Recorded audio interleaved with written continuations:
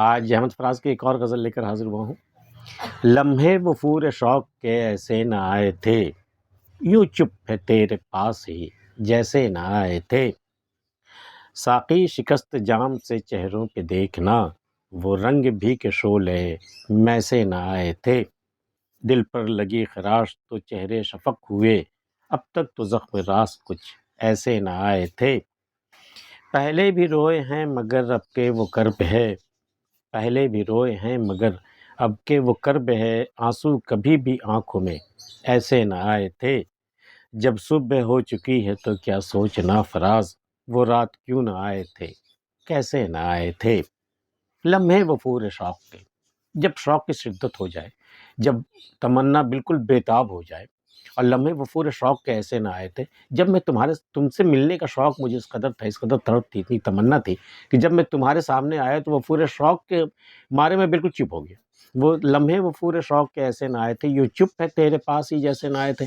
اور تیرے پاس پہنچ کے تیرے سامنے آ کر کے میں ایسا چپ ہو گیا ہوں وفور شوق سے، شوق کی شدت سے میں اس طرح چپ ہو چکا ہوں جیسے میں تمہارے پاس آیا ہی نہیں ہوں، تم میرے پاس ہو ہی نہیں بالکل۔ میں تم سے کہوں تو کیا کہوں، بالکل سمجھ میں نہیں آ رہے۔ لمحے وفور شوق کے ایسے نہ آئے تھے، یوں چپ ہے تیرے پاس ہی جیسے نہ آئے تھے۔ ساقی شکست جام سے چہروں پہ دیکھنا، اے ساقی جب جام ٹوٹ جائے نا تب ان کے چہرے دیکھنا، پینے والوں کے جن کے ہاتھ سے چھوٹ کر جام ٹوٹ چکا ہے۔ ساقی شکست جام سے چہروں پہ دیکھنا، وہ رنگ بھی کے شعلے میں سے نہ آئے تھے۔ وہ رنگ ہوتا ہے اس کے چہرے پر جو شراب کی آتش سے، آتش شراب سے یا شراب کی شدت سے جو لالی آتی ہے نا چہرے پر، اس سے کہیں زیادہ لالی آتی ہے تب جب جب جام ٹوٹ جائے ہاتھ سے، وہ پی نہ سکے۔ ساقی شکست جام سے چہروں پہ دیکھنا، وہ رنگ بھی کے شعلے میں سے نہ آئے تھے۔ دل پر لگی خراش تو چہرے شفق ہوئے۔ جب دل پہ چوٹ لگتی ہے نا، زخم لگتا ہے نا کوئی نیا، تو کیا ہوتا ہے، شفق کے معنی وہ سورج کے ڈوبتے وقت جو آسمان پہ لالی چھا جاتی ہے آسمان کے کنارے پر، ویسی لالی آ جاتی جب دل پہ کوئی زخم لگتا ہو بڑا۔ تو دل پہ لگی خراش تو چہرے شفق ہوئے، اب تک تو زخم راس کچھ ایسے نہ آئے تھے۔ اس سے پہلے بھی زخم ملے مجھے چھوٹے موٹے، لیکن اس طرح راس نہیں آئے تھے جس طرح یہ زخم راس آیا ہے کہ چہرے بالکل شفق ہو گئے۔ دل پر لگی خراش تو چہرے شفق، غم کی شدت سے چہرہ بالکل لال ہو چکا ہے۔